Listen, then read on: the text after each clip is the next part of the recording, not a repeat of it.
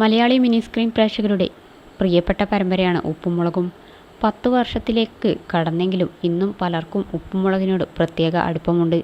അടുത്തിടെ വീണ്ടും തുടങ്ങിയ പരമ്പര കൂടുതൽ പ്രേക്ഷകപ്രീതി പിടിച്ചുപറ്റി മുന്നേറുകയാണ്. എന്നാൽ 3-ാം സീസണിലേക്ക് എത്തുമ്പോൾ ഒട്ടേറെ നിർണായക മാറ്റങ്ങളും സീരിയലിന് ഉണ്ടായിട്ടുണ്ട് എന്നതാണ് ശ്രദ്ധേയമായ കാര്യങ്ങളിൽ ഒന്ന്. നിലവിൽ മുൻ സീസണുകളിലെ പ്രധാന കഥാപാത്രങ്ങളായ ബിജു സോപാനത്തിൻ്റെ ബാലുവും നിഷ സാരംഗിൻ്റെയും നീലുവും വല്ലപ്പോഴും വന്നുപോകുന്ന നിലയിലാണ്. അടുത്തു കഴിഞ്ഞ കുറച്ചധികം എപ്പിസോഡുകളിൽ ആവട്ടെ ഇവരുടെ അഭാവം വലിയ രീതിയിൽ ചർച്ചയാവുകയും ചെയ്തിരുന്നു. ഇടയ്ക്ക് വന്ന വിവാദങ്ങളാണോ ഇവരെയൊക്കെ അകറ്റി നിർത്തുന്നത് എന്നായിരുന്നു പ്രധാനമായും ഉയർന്ന ചോദ്യം. ഇപ്പോഴിതാ ബാലുവും നീലുവും തിരികെ വരുന്നതുമായി ബന്ധപ്പെട്ട ചോദ്യത്തിന് മറുപടി നൽകി രംഗത്ത് വന്നിരിക്കുകയാണ് സീരിയലിലെ പ്രധാന കഥാപാത്രത്തെ അവതരിപ്പിക്കുന്ന നടി രോഹിണി രാഹുൽ.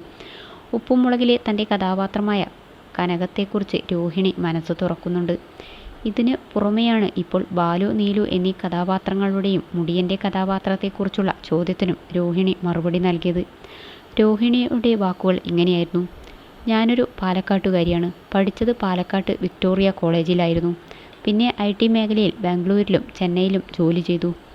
ആ ഒരു വയസ്സിൽ ഇന്നത്തെ കാലത്ത് പോലെ ആയിരുന്നില്ല. ജാതകവും ജ്യോത്സ്യവും ഒക്കെ എന്തൊക്കെയോ പറയുന്നുണ്ടായിരുന്നു. ജോലി ചെയ്യണം, മുകളിലേക്ക് പോകണം എന്നൊക്കെയായിരുന്നു നമ്മുടെ മനസ്സിൽ.